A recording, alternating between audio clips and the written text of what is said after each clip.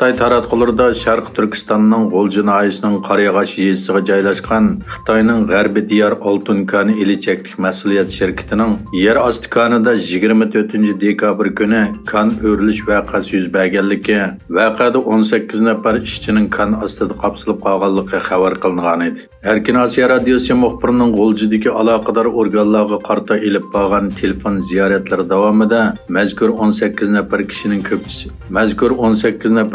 ko'pinchisining Uyg'ur ekanligi ma'lum bo'ldi.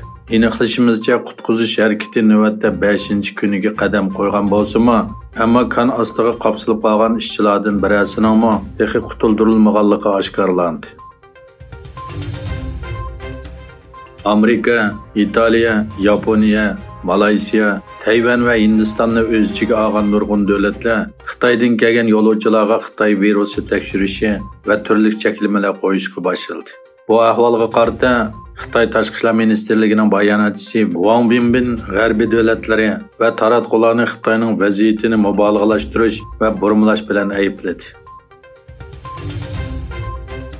Amerika Avam palatasi xavfsizlik masalasini o'ylashib, hukumat aloqa vositalarida TikTok ishlatishni cheklagan. Bosh shtab Xitoyda bo'lgan dunyoda eng ko'p xaridor to'plagan ijtimoiy aloqa vositasi TikTok yillardan buyon Xitoy uchun uchur to'playdigan josuslik detali deb qaralib kelgan edi. Avam palatasining bosh ijroiya amaldori barliq Avam palata a'zolari va xizmatchi xodimlarga uchur yo'llab, TikTokning xavfsizlikka ig'ir tahdid ekanligi, shunga Avam palatasi qarmog'idagi barliq uskunlardan uni o'chirib o'tish kerakligini aytgan.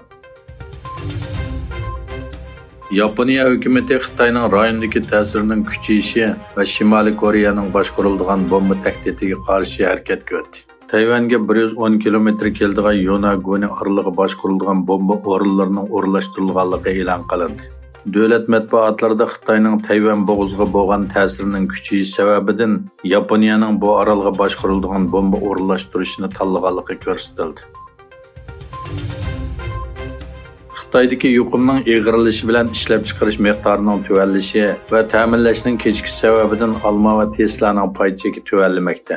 Alma şirketi Pay'ning 2021-yil 6-oydan buyongi eng tuvan saviyaga yetganligi, Tesla'ning pay chekining 2021-yil 11-oydan buyon 73% tuvanlaganligi o'ttirg'i qo'yildi.